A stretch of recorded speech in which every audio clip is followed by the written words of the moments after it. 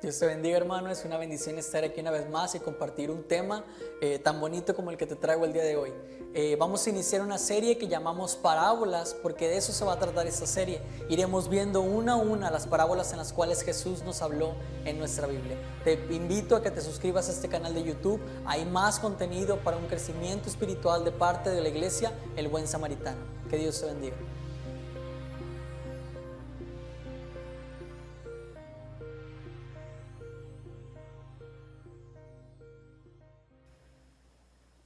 Durante mucho tiempo a mí me sorprendió lo que las parábolas hacían en la Biblia. A pesar de que Jesús era una persona que tenía un gran conocimiento tanto de la ley como de frases, como conocimiento específico, científico de todas las cosas, él era una persona sabia.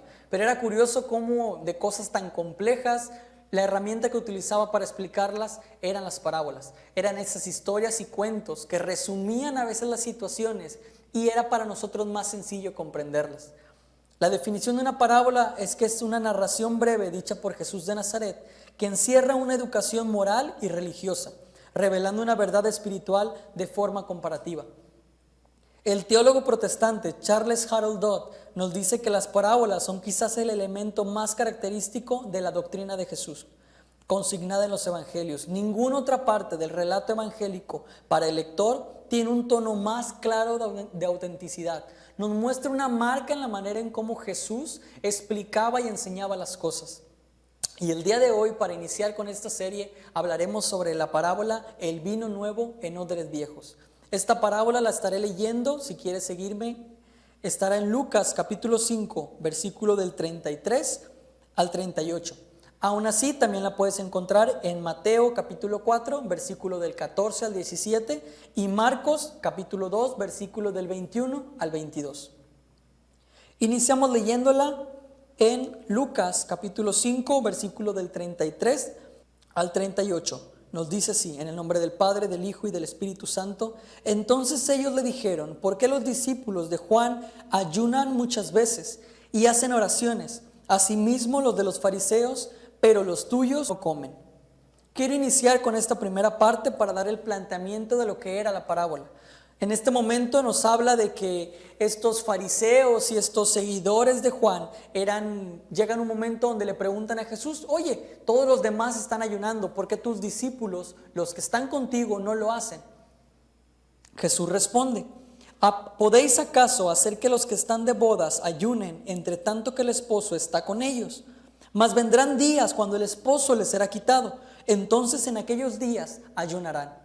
Lo que ellos buscaban era desacreditar o dar a entender que Jesús estaba haciendo algo mal con sus discípulos, que les estaba enseñando de una mala manera. Pero Jesús, sabio como siempre, responde explicándoles no si había una importancia en el ayuno o no.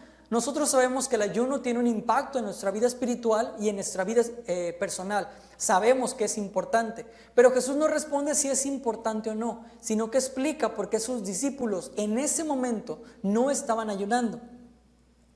En el capítulo 34 y 35 hace una referencia una comparación sobre si es prudente que estemos de luto o estemos tristes o ayunen, mientras que realmente el motivo por el cual la fiesta está ahí o el novio está presente sigue estando ahí con ellos. Lo que quiere dar a entender es que va a haber un momento en el cual sus discípulos van a ayunar, pero mientras Jesús esté ahí no había razón para ello. Quiere dar a entender a las personas que le preguntaban el que entendieran que realmente lo que estaban haciendo, más que si estaba bien o estaba mal, entender por qué en ese momento era prudente o no era prudente hacerlo. Después de responder esta pregunta o aclarar esta incógnita, responde algo que estos mismos fariseos o estos mismos seguidores de Juan no le habían preguntado. Jesús responde por medio de una parábola algo que ellos guardaban en su interior y era una confrontación entre lo que ellos hacían y la intención de por qué la hacían.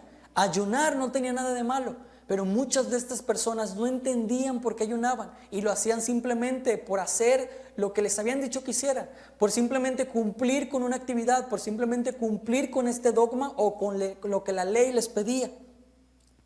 Para ellos era simplemente hacer esto. Era simplemente cumplir con la ley cuando no se daban cuenta que el motivo por el cual estaba hecho la ley estaba frente a ellos. Sigamos en el capítulo 5, versículo 36. Él les dijo también una parábola. Nadie corta un pedazo de vestido nuevo y lo pone en el vestido viejo, pues si lo hace no solamente rompe el nuevo, sino que el remiendo sacado de él no armoniza con el viejo. Para esto es necesario entender algo. La ropa de ese tiempo no era la misma que tenemos el día de hoy. La ropa en la mayoría de las veces estaba hecha por lana. Así que si tenemos un vestido viejo al cual decidimos extraerle una prenda o una parte de ella, el vestido quedaba destruido. Ya no se podía volver a arreglar ese vestido. Y ese vestido o esa parte de lana que nosotros quitábamos al ponerlo en un vestido viejo, quedaba mal. Se veía donde habías intentado unir estas dos telas y no se veía correctamente. De cierta forma, el vestido viejo se veía aún más viejo, se veía peor una vez que ya habías intentado pegarlo con la parte del vestido nuevo. Y esto es muy sabio porque no se quedaba simplemente en esta parábola o en esta alegoría de este vestido viejo o este vestido nuevo. Este vestido viejo del cual les hablaba Jesús era la ley. Era entender que iba a llegar un momento donde este vestido viejo, como lo era la ley, no los iba a llenar por completo. Incluso iba a llegar un momento donde los iba a hacer sentir desnudos, sentir tristes, sentir que esto no era suficiente. Y ellos iban a querer tomar del nuevo vestido, como lo era la gracia, el nuevo pacto que traía Jesús. Y entonces iban a querer tomar de esta gracia, pero no era posible.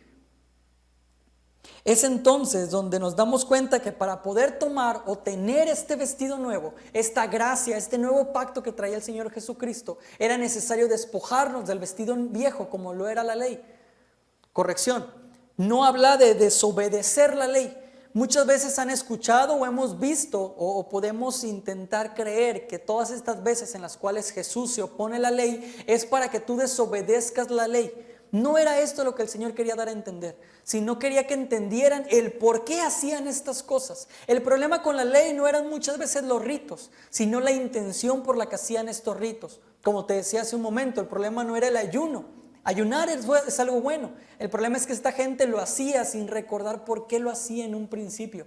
Tal vez si se hubieran parado a pensar un poco por qué lo estaban haciendo, si hubieran tenido tan solo un momento en dejar de obedecer y se hubieran puesto más entusiasmo o prioridad el entender, tal vez se hubieran dado cuenta que la razón de la ley estaba frente a ellos. Sigamos en Lucas, versículo 37 y 38. Nos da la segunda parábola que nos da Jesús para comprender todo este tema. Y Él nos dice, y nadie echa vino nuevo en un odre viejo. De otra manera, el vino nuevo romperá el odre y se derramará. Los odres se perderán, mas el vino nuevo en odres nuevos se ha de echar. Y lo uno y lo otro se conserva.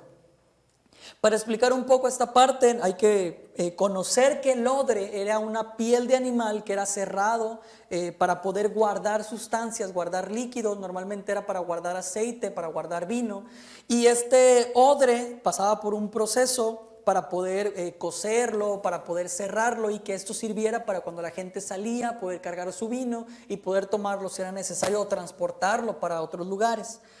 El odre cuando se hace viejo, cuando pasa o tiene mucho uso, este odre, este saco de animal, de piel de animal, lo que pasa es que pierde flexibilidad, se empieza a hacer duro, se empieza a ser inflexible. Y lo que pasa es que al hacerse viejo, de repente nos damos cuenta que al ser un odre viejo, ya inflexible y ser duro, no podías agregar vino nuevo, ya que el vino, por su proceso natural, se fermentaba y creaba gases dentro del odre. Y una vez que empezaba esta fermentación, los gases que soltaba hacía presión en el odre, y lo que pasaba es que el odre, como era viejo y duro, se quebraba. Y el vino, por más bueno que sea, por más nuevo que sea, el vino se derramaba. Dios utiliza esta alegoría para entender esta diferencia o esta importancia de un odre viejo para poder tener, para tener un odre nuevo y poder tener vino nuevo en nuestras vidas. El día de hoy nos damos cuenta que los odres son todos los hombres en el mundo, pero no muchos reciben la doctrina como tiene que ser. Muchos son comparados con odres viejos, duros, tercos, que no pueden dejar las cosas de atrás, las cosas del pasado o que de cierta forma se les enseñaron, y eso les impide recibir un vino nuevo, que es el nuevo pacto de Jesús. Para hacer un odre nuevo es necesario pasarlo por un proceso. Lo que hacían con este odre viejo es que lo sumergían en agua y después lo untaban con aceite para poder darle otra vez la flexibilidad necesaria para poder ser utilizados para tener el vino nuevo dentro de ellos. ¿Tú quieres ser un odre viejo o un odre nuevo? ¿Qué quiero dar a entender con esto? Que es necesaria esta flexibilidad que tiene el odre nuevo para entender el pacto que puede tener Dios en nuestras vidas, para entender toda la bendición que trae este vino nuevo para con nosotros, para poder cumplir la función por la cual Dios nos llamó alguna vez. El día de hoy lo que quiero que entiendas, hermano en Cristo, es que muchas veces nos vamos convirtiendo en este odre viejo, que empezamos a hacer las cosas por rutina, que empezamos a cumplir con las cosas solo porque nos lo dice algún hermano, solo porque nos lo dice algún líder, y nos olvidamos de entender el por qué hacemos las cosas. Nos olvidamos de entender que es por gracia y no por nuestras obras. Y al estar entonces en esa gracia y comprender este vino nuevo, empezaremos a hacer las cosas con la verdadera intención por la que tenemos que hacer las cosas. Tenemos que depositar o permitir que Dios deposite este vino nuevo en nosotros. Dejar a un lado las viejas costumbres que nos ataron a una vida cristiana rudimentaria. Recordar una vez más por qué orábamos al principio. ¿Recuerdas cuando eras joven? Cuando te dabas cuenta que no podías orar, a veces ni siquiera por pensar en que no querías tener pesadillas o querías soñar algo bonito, sino porque querías tener esa comunión antes de dormir con el Señor. ¿Te acuerdas por qué leías la Biblia? Que no simplemente era por cumplir con alguien o por saber más que otro, sino porque tú buscabas conocer del Señor. ¿Te dabas cuenta por qué ofrendabas? Que no era simplemente por quedar bien con los demás cuando veían cuánto ponías o poder cumplir con el diezmo, sino porque lo hacías porque estabas agradecido de todo lo que Dios te había dado.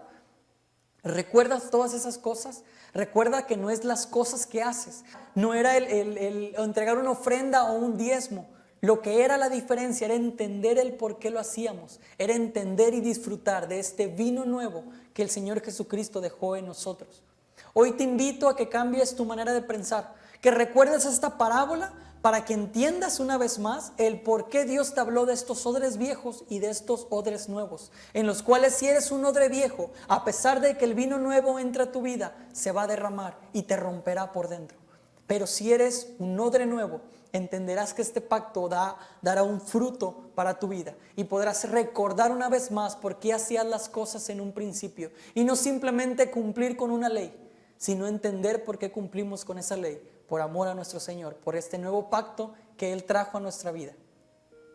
Espero que hayas entendido esta parábola. Te invito a que cualquier comentario o duda que tengas, puedes dejarlo aquí en los comentarios. Estamos para responder tus dudas y créeme que estamos aquí esperando el poder contar con tu presencia en esta casa, en esta iglesia que se llama El Buen Samaritano. Recuerda una invitación de poder estar el día de mañana, que se abran una vez más nuestras iglesias para poder estar en nuestros cultos y aún así seguirnos en nuestra página de Facebook para no perderte de nuestros servicios y de una palabra que Dios tiene para ti. Que Dios te bendiga.